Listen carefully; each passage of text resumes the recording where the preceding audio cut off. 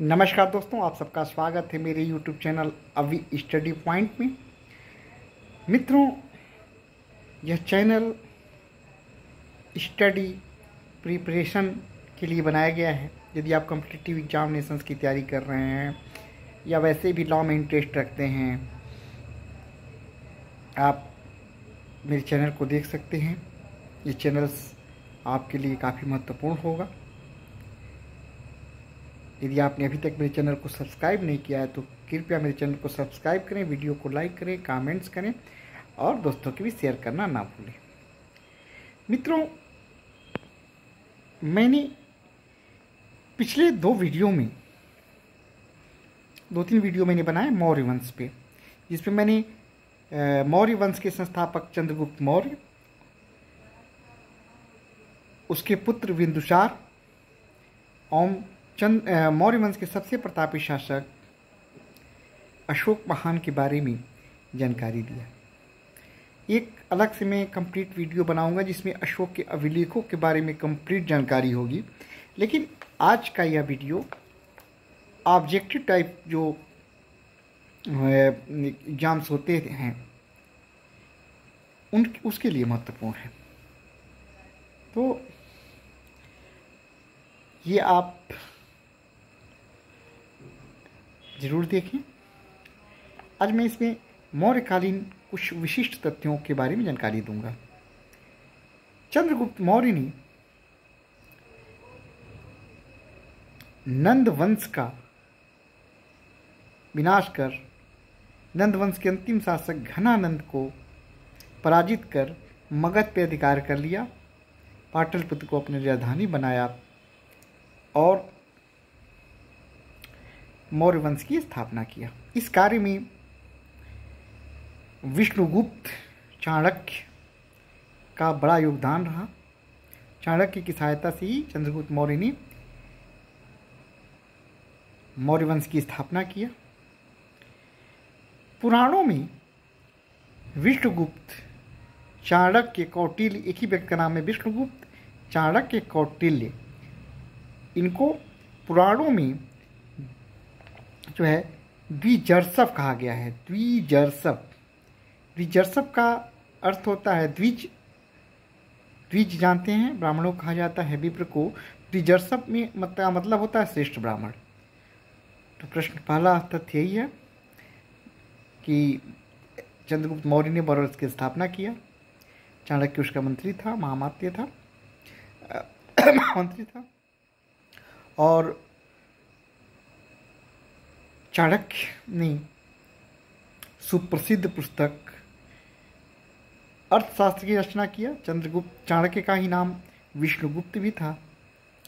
चाणक्य को पुराणों में कौटिल्य भी कहा गया है कई जगहों पे। तो इसके अलावा जो दूसरा मौर्यकालीन जानकारी का जो स्रोत है वो है इंडिका। इंडिका की रचना, इंडिका जो एक पुस्तक है, इस ग्रंथ की रचना मौर्य वंश में सेल्यूकस निकेटर के राजदूत मेगस्थनीज द्वारा किया गया था। मेगस्थनीज की इंडिका मौर्य वंश की जानकारी का एक महत्वपूर्ण स्रोत है।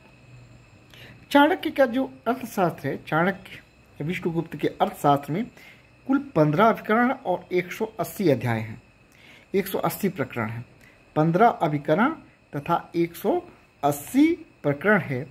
इसके 6वें अभिकरण में राज्य के सप्तांगों का वर्णन है। राज्य के सप्तांग कौन है? चाणक्य ने राज्य के सप्तांग बताया है: स्वामी, अमात्य, राष्ट्र, दुर्ग, बल, कोष तथा मित्र। इसमें न केवल सप्तांगों का वर्णन है बल्कि सप्तांगों के कार्यों का भी वर्णन किया गया है। मेगस्थनीज ने जाति प्रथा का उल्लेख 7 वर्गों के रूप में किया है और वो बताता है किसानों की संख्या सर्वाधिक थी। व्यापारियों की जो श्रेणी होती थी उसके प्रधान को शार्तवाह कहा जाता था। मेगस्थनीज के अनुसार भारत में दुर्भिक्ष, अकाल नहीं पड़ते थे, किंतु कौटिल्य के अध्ययन से स्पष्ट है कि भारत में दुर्भिक्ष पड़ते थे। सोहगौरा और महास्थान अभिलेख ये इस बात की को प्रमाणित करते हैं कि मौर्य काल में अकाल पड़ते थे, क्योंकि इसमें उल्लेख किया गया है कि मौर्य काल में जब अकाल पड़ता था तो राज्य के द्वारा अन्न उपलब्ध कराया जाता था। सोहगौरा और महास्थान अभिलेखों में यह जिक्र है कि दुर्भिक्ष पड़ने पर राज्य के कोषागारों से अनाज का वितरण किया जाता था। उदक माघ मौर्य काल में वसूल किया जाने वाला एक कर था। ये कौन सा कर था, अक्सर पूछा जाता है। उदक माघ मौर्य काल में वसूल किए जाने वाला सिंचाई कर था। मास्की और गुर्जरा अभिलेख में अशोक के नाम का उल्लेख किया गया है। किस अभिलेख में है? मास्की और गुर्जरा अभिलेख में अशोक के नाम का स्पष्ट उल्लेख है। इसके अलावा भाब्रू अभिलेख, जो भाब्रू अभिलेख है अशोक का सबसे लंबा स्तंभ लेख है। प्रश्न आता है अशोक का सबसे लंबा स्तंभ लेख कौन सा है? तो भाब्रू अभिलेख अशोक का सबसे लंबा स्तंभ अभिलेख है। रूमनदेही अभिलेख भी बहुत महत्वपूर्ण है। इससे यह पता चलता है कि रूमनदेही क्या उसने यात्रा किया और वहाँ जो कर था वो 106 से घटा के 108 1/6 से घटा के 1/8 कर दिया। रूमनदेही अभिलेख से यह स्पष्ट होता है कि अशोक ने वहाँ पर कर 1/6 से घटा के 1/8 कर दिया। मौर्य काल में जो प्रमुख प्रांत थी और उनकी राजधानियाँ थीं उनको जानना जरूरी है। कुल 5 प्रांत थे, जिसमें उत्तरापथ की राजधानी तक्षशिला थी। दक्षिणापथ की राजधानी सुवर्णगिर थी। तीसरा राज्य था अवंती राष्ट्र, जिसकी राजधानी उज्जैनी थी। प्राची मध्य जो देश था उसकी राजधानी पाटलिपुत्र थी। पाटलिपुत्र पूरे मगध का भी की राजधानी थी। कलिंग की राजधानी तोसली थी।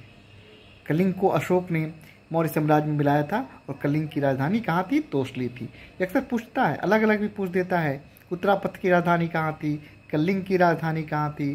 कलिंग की राजधानी तोसली, उत्तरापथ की तक्षशिला, दक्षिणापथ की सुवर्णगिर और अवंती राष्ट्र की उज्जैनी। इसको आप ध्यान में रखेंगे। इसके अलावा जो है अर्थशास्त्र में 26 अध्यक्षों का उल्लेख मिलता है। ये मुख्य अधिकारी थे। पहले तो मंत्रिपरिषद के मंत्रीगण होते थे जिन्हें तीर्थ कहा जाता था। कुल 18 तीर्थ होते थे।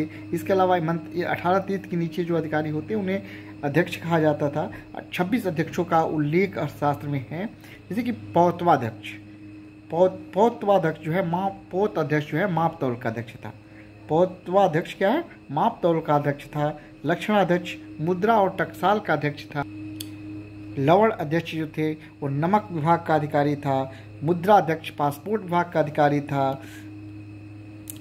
इसके अलावा सीताध्यक्ष था, वो राजकीय कृषि विभाग का प्रमुख था, राजकीय कृषि विभाग का अध्यक्ष था। अकाराध्यक्ष खानों का अध्यक्ष हुआ करता था। अकाराध्यक्ष खानों का अध्यक्ष था। पाणियाध्यक्ष जो है व्यापार वाणिज्य का अध्यक्ष था। नवाध्यक्ष नौसेना का अध्यक्ष था। इस तरह कुल 26 अध्यक्ष थे। आप इसको मैं अलग से एक वीडियो बना के आपको सारे अध्यक्षों के बारे में बताऊंगा। इसके अलावा एक और वहाँ जो प्रशासनिक वितरण किस तरह से होता थी, व्यवस्था होती थी, जैसे जिला तहसील किस तरह से होता है इसके बारे में बता दूं। साम्राज्य प्रांतों में विभाजित था। प्रांत आहार या विषय आधुनिक जिले की तरह है, तो आहार या विषय के रूप में विभाजित था। उसके बाद आहार और विषय के बाद एक निकाय होता था स्थानीय। इसमें 800 ग्रामों का समूह था। स्थानीय क्या था? 800 ग्रामों का समूह। इसके बाद द्रोणमुख होता था। द्रोणमुख क्या था? 400 ग्रामों का समूह था। खारवटिक 200 ग्रामों का समूह था और संग्रहण 100 ग्रामों का जो है वो समूह था। आहार की जो प्रशासक होता था उसे विषयपति कहा जाता था। मेगास्थनीज बताता है कि नगरों का प्रशासन 30 सदस्यीय एक समिति द्वारा की जाती, जो विभिन्न 30 सदस्य होते थे, 6 समितियां होती थी। 30 सदस्यों का एक मंडल होता था जिसमें कि 6 समितियां होती थीं। तो ये नगरों के प्रशासन का कार्य को देखता था। तो ये थी मौर्यकालीन कुछ प्रमुख तथ्य जो अक्सर परीक्षाओं में पूछे जाते हैं। मुझे उम्मीद है कि आपको ये जानकारी अच्छी लगी होगी। ये जानकारी अच्छी लगी तो वीडियो को लाइक करें, कमेंट्स करें और दोस्तों को भी शेयर करना ना भूलें। नमस्कार दोस्तों।